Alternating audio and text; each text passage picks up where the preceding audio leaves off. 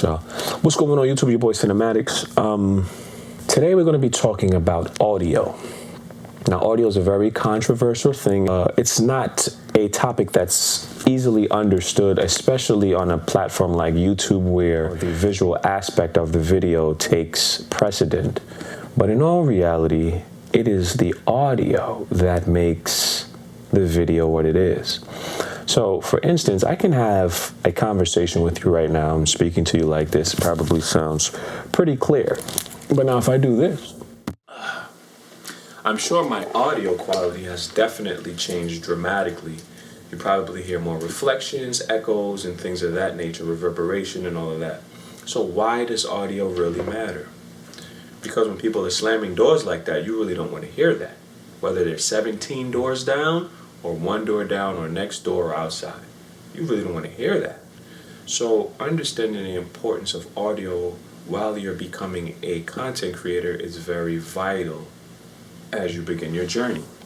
Now, I never stopped it live, so I hope that I'm going to be able to fully record this here and fully get through it. But I want you to see that drip. I want you to see the drip. A little bit about myself in the audio realm. I went to audio engineering school for 1.5 years. I think the program was 1.5 years, somewhere around there. I completed it and finished it. I have my certificate. I learned a lot about audio, a lot about mixing, a lot about production, a lot about sound design. I learned a lot about different ways to actually manipulate how a video comes across, because the sound design lets you add another element to things that are there. So like right now, if you were hearing like drips in the background, like water drops, you would wonder if somebody had left the faucet on or if there was a runny sink or something like that, no? But once again, the value of audio has to be stressed a lot, because if your audio sucks, people are not going to want to listen. Your video can look like S-H-I-T, but if your audio sucks, I don't think people will make it past the first 5 or 10 minutes. That being said, what can you do to improve your audio? Number one, how do you get clean audio? First and foremost, it's just like recording anything. If you record music, if you record videos, if you record any event, anybody will tell you that a good take or a good record sets you up for success. So stage one is the recording phase. So when you're recording, especially audio, you have to make sure that your wires are clear, that you're not getting any background information. Like right now, I can personally hear the bathroom. You might not be able to hear it, but I can hear it. Understanding that clean audio is very difficult to come by depending on your environment. So say if you're outside with the wind, you might need to have a wind stopper on your device. So there's a lot of different ways, but the most important thing is to capture clean audio up front. Capture clean audio. You have to capture it clean. You can use the stock thing that you have on your camera, your phone, or whatever the case may be.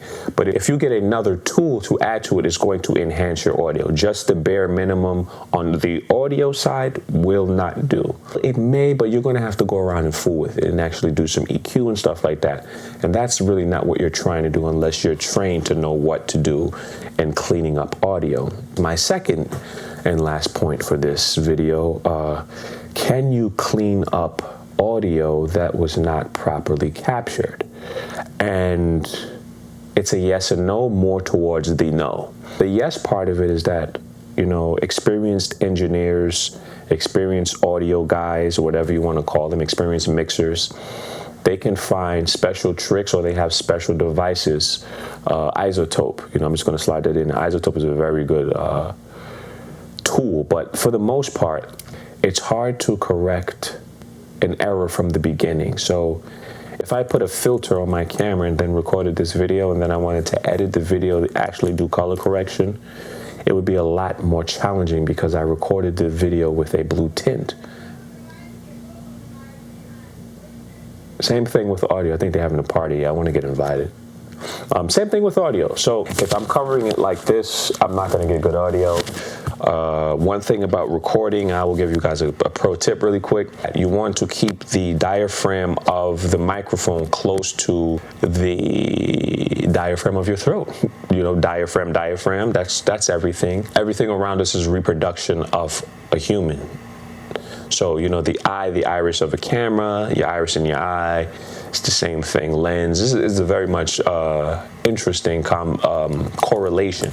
But you want to make sure that the diaphragm is not blocked when you're recording, and you want to make sure that you're getting good signal. A lot of devices measure it, some devices don't, and sometimes it's trial and error. And a lot of times you cannot fix the bad audio. So get that part right up front. All of the other things you can add in post or you can fix later, but make sure that your audio is in tip-top shape, because it really matters when your viewers are listening to your video, because not only are they watching you, they're listening as well. And nobody wants to listen to hookah, hookah, hookah, hookah, hookah. I want to hear clear audio like this. So once again, it's your boy CinaMatics. Stay tuned, because I am going to be doing a live audio comparison with the audio devices that I have presently, and we're going to see which one is the best. And I'm going to give you some tips on which ones will be the best for your YouTube channel, depending on your niche. So stay tuned. I'll see you in that video. I don't know if I'm going to pop it up. I probably won't, but it's your boy CinaMatics. You already know.